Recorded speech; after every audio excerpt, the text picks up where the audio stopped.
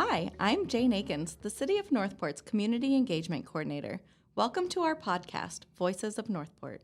In this series, we aim to preserve the living histories that shaped our city's identity by creating an audio archive through the voices of those who lived it. Our guest this week is Victor Costello, former Northport Police Chief. Hi, Victor. How are you? Good morning. Thank you for joining us today. So, when did you move to Northport? When did your history of Northport started? I remember you just saying that you actually worked in Northport before you moved here. I did. Northport goes back to actually when it became a city in '59. I was living in Inglewood at the time. I was in high school at Venice, graduated from Venice High School. I used to drop somebody off that played football here in Northport, and at that time it was just pretty much a line of houses on either side of 41, which was Tulane. So I've known Northport since its infancy. And what brought you here initially?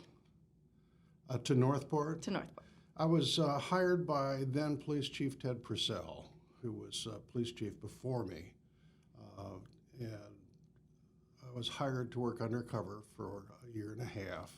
Undercover? I worked aerial smuggling, that's correct. Wow, Yeah. how interesting. Yeah. And what was Northport like when you first arrived here? Well, Northport was a two-lane highway. 41 was two-lane at that time. Very sparsely populated, mostly along US 41. There were a lot of houses out in the rural area. General Development did some unique marketing. They would sell you a lot someplace in Northport, and if it hadn't been developed yet, they would try to trade you lots for something closer in town, closer to the infrastructure. But if you pushed the fact with General Development, they would have to bring the infrastructure to you. Oh, wow. All right, which meant power, mostly. Just about everyone was on septic tank at that time and so on. So what that created for the department was sparsely populated houses in the rural area. And I think we had about 900 miles of streets at that time. It's even greater today. Wow. So that's how I got here. Great. And what did you do for fun while you were in Northport, if there was really nothing much here? My back door has always been music. I've been a musician most of my life, and we started the North Port Orchestra here, and I was very busy with the orchestra in my off hours.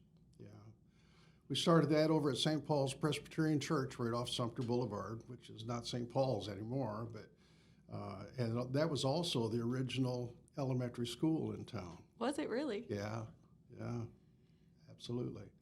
I'm trying to think of the first teacher was, her husband was one of my police officers, Lou Moscato. Jackie Moscato was the first. She taught kindergarten there. And they have since removed that building, so it's a historic building that's no more. And what instruments do you play? I'm a bass trombonist, Oh. and I play string instruments also. And will you join Northport's Got Talent? Have you been in Northport's Got Talent yet? No. Okay. I pretty much play at church now. That's great. Thank you for making that come to Northport. Oh, That's amazing. I love it. So, what made you become a police officer?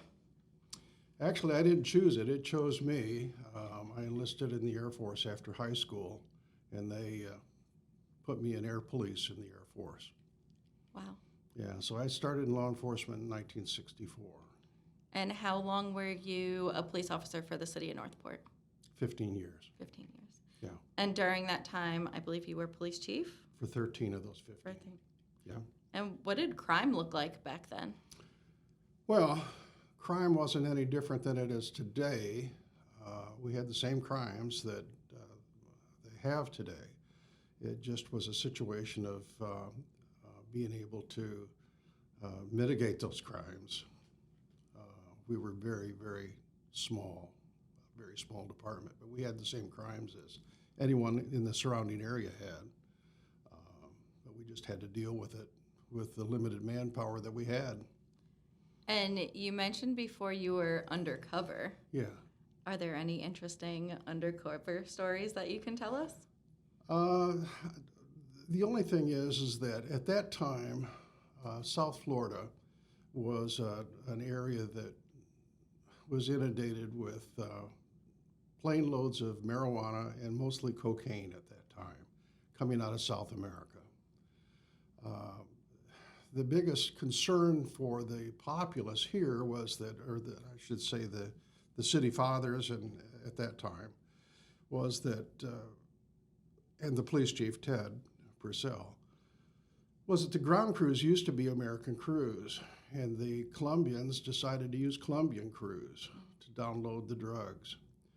The concern is that the Colombians, they don't have the same care for an individual as an American citizen would. In other words, they would kill mom and pop out looking for their lot. Wow. If they ran up on a smuggling operation. So that resulted in putting together a task force that involved local law enforcement. Each agency would be paying for their manpower. North Port paid my salary, along with state, county, and federal agencies. So we had what later became the Blue Lightning Task Force. It wasn't called that when I was working undercover. That's how it started. Wow.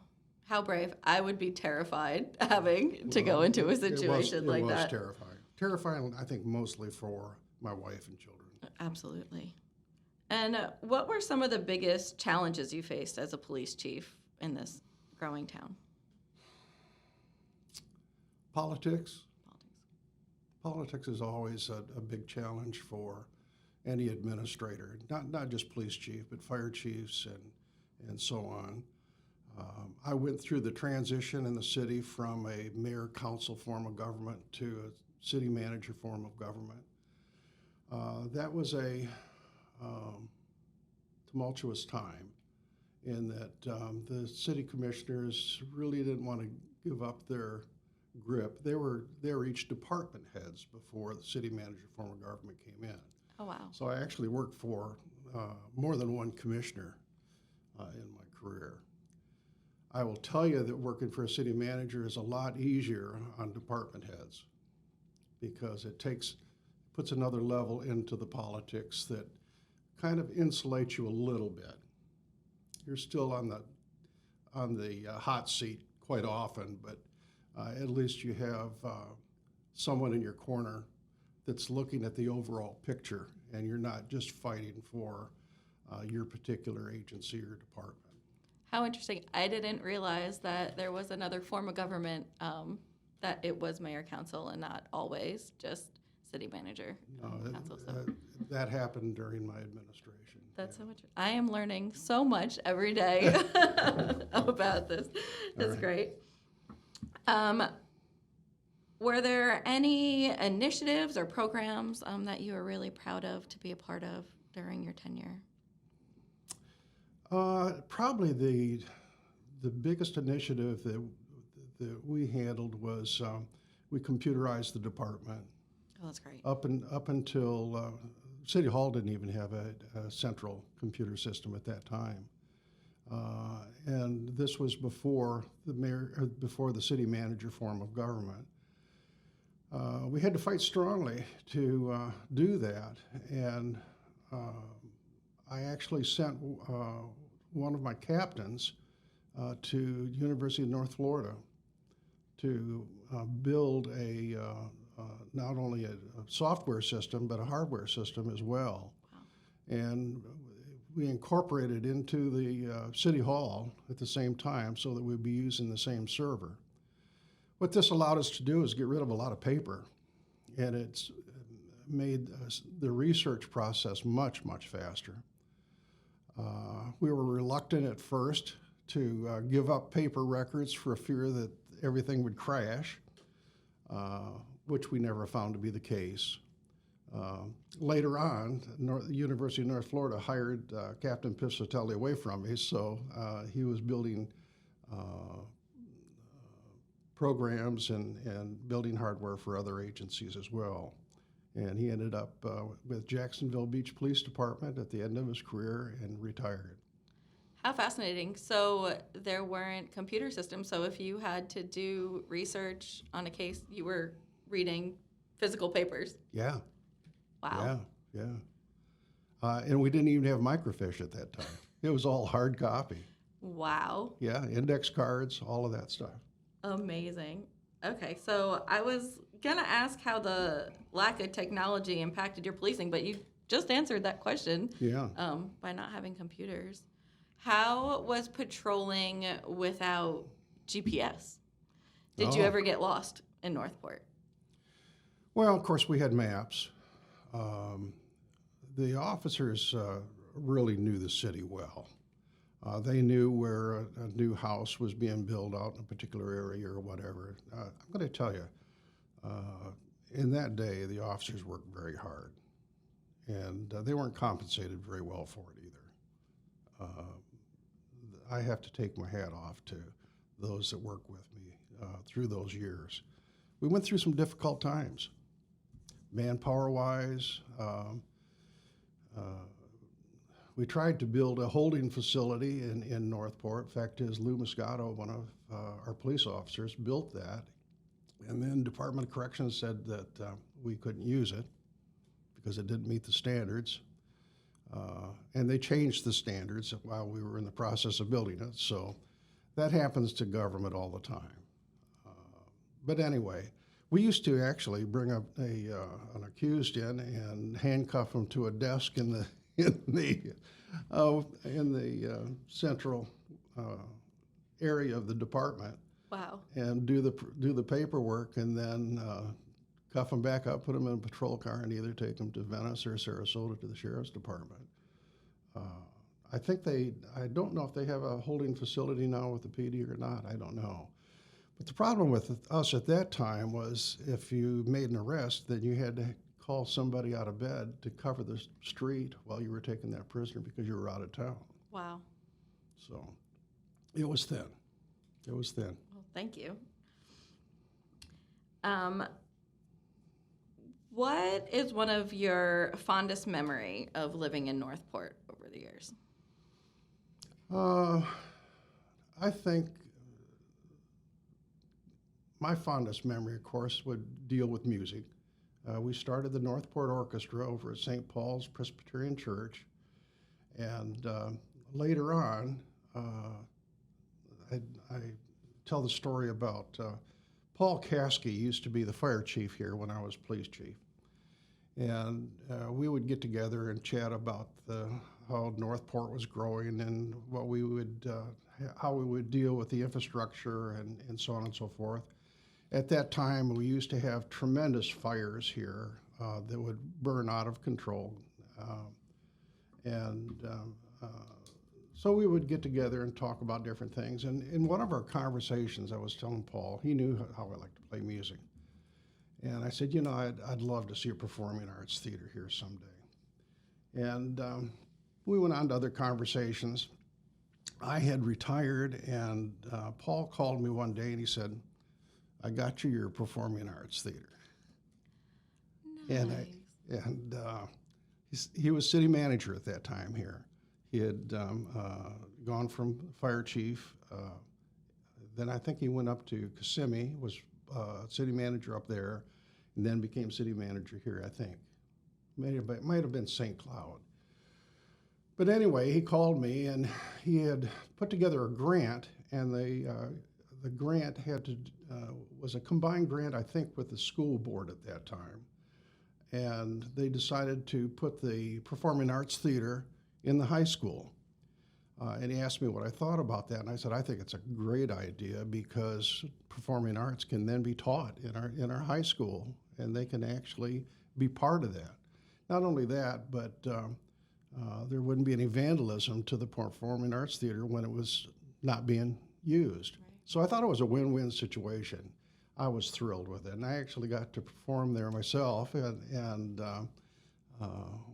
You know, I had nothing to do with the building of it. It was just my thought and dream that he kept in the back of his mind. And I really appreciated Paul doing that. That's amazing. And have you been back there to see performances? I have. I no longer perform with the North Port Orchestra. I had a couple of heart attacks that took me where I didn't have the wind to play the instrument anymore.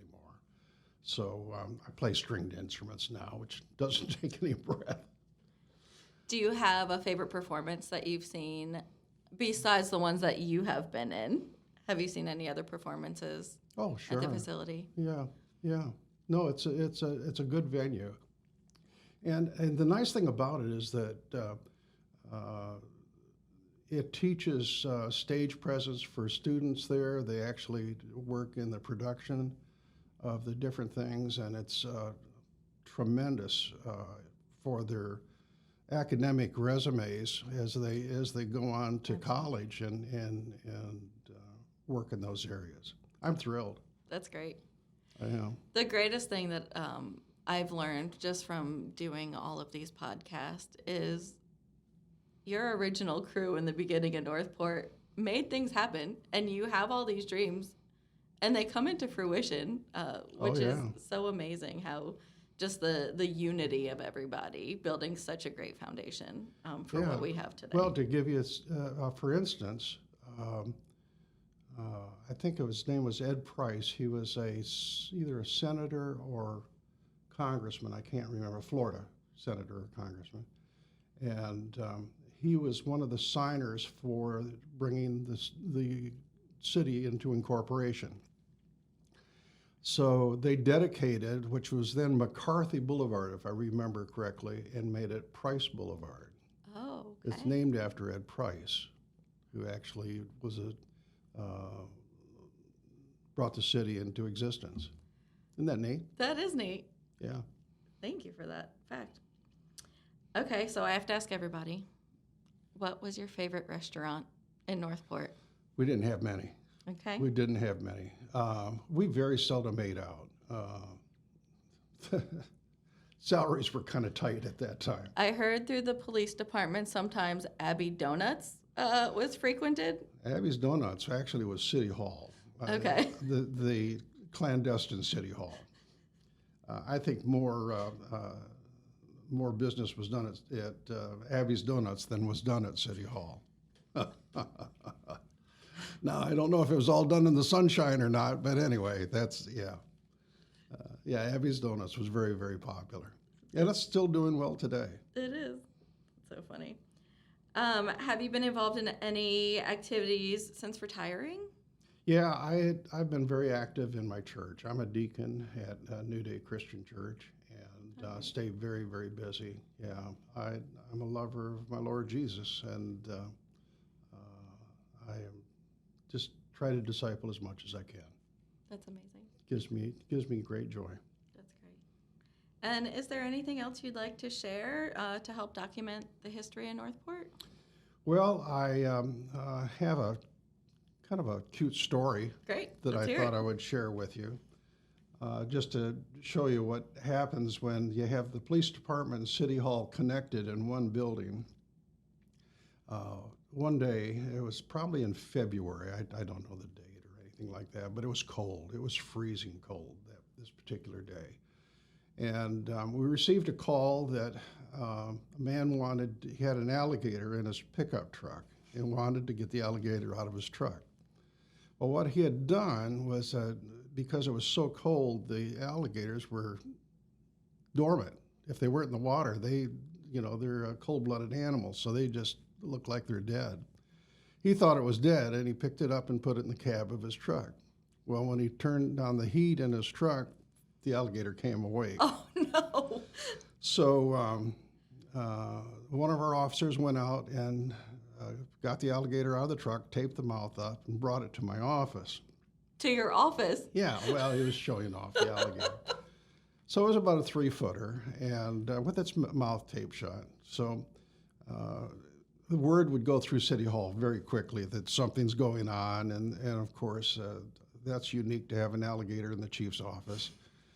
So the city clerk then was Lillian Pedersen, lovely, lovely lady, and she came in and she wanted to see the alligator, and she wanted to touch the alligator. So I held it while she touched it, and she says, boy, it has soft skin. I didn't think that it would have that soft a skin.